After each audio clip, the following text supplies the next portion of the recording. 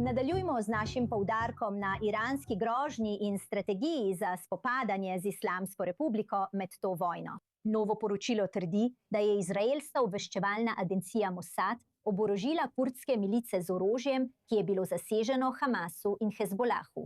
Poročilo INET navaja, da je bila v načrt za uporabo kurdskih sil kot del širših prizadevanj proti Iranu vključena tudi CIA.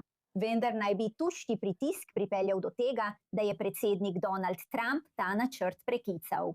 Mesec dni po začetku skupnih ameriško-izraelskih operacij proti iranskemu režimu, turški mediji poročajo, da je Ankara uspela preprečiti domnevni načrt za novačenje kurdskih sil podkopenskih enot v vojni proti Iranu. In zdaj so tu novi dogodki. Za več informacij, višja dopisnica z Bližnjega vzhoda, Ariel Azar, je še vedno tukaj v studiu. In Ariel, ta skupna ameriško-izraelska operacija proti iranskemu režimu konec februarja je bila po vseh podatkih videna kot nekakšno postavljanje temeljev za morebitni upor v prihodnosti.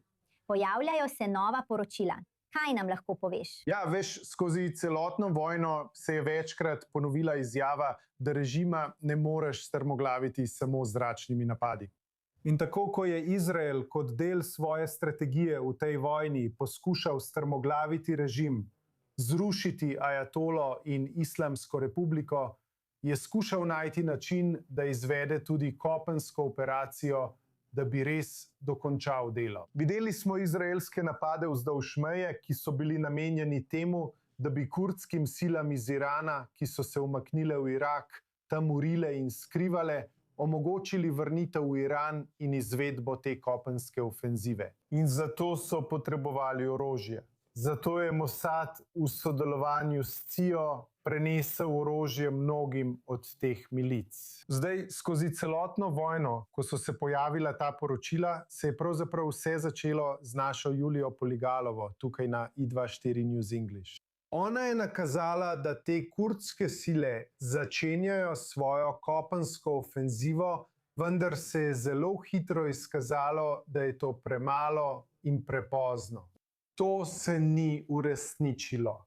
Tako se kopenska možnost ni izšla. Del tega neuspeha je bil posledica dejstva, da so nekatere kurdske milice, ki so prejele to orožje in naj bi ga predale drugim skupinam, ki naj bi ga uporabile v Iranu, orožje preprosto obdržale zase. In to je pravzaprav nekaj, kar smo javno slišali tudi od ameriškega predsednika Donalda Trumpa, ki je prejšnji mesec govoril v Beli hiši.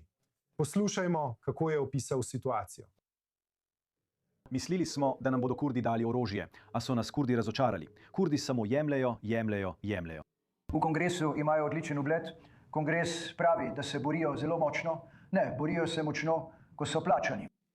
Zelo sem razočaran nad Kurdi, ampak so dobili. Rekel sem, da to ne bo delovalo.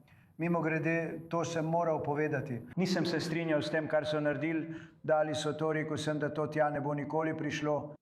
In imel sem prav. Rad imam, da imam prav. V tem primeru je škoda.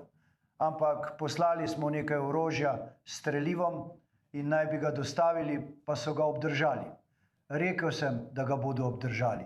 Ampak kaj pa jaz vem? To počnem šele kratek čas. Kaj pa jaz vem? Tako je to del zgodbe. Drugi del zgodbe pa je pritisk Erdogana na Trumpa, naj ne okrepi Kurdov. Kar se Erdogana tiče, noče videti opogumljene kurdske manjšine v Iranu, ki bi morda lahko strmoglavila režim in morda celo razmišljala o separatizmu. To bi se lahko prelilo tudi na kurdsko manjšino v Turčiji, s katero ima predsednik Erdogan, milo rečeno, zelo zapleten odnos.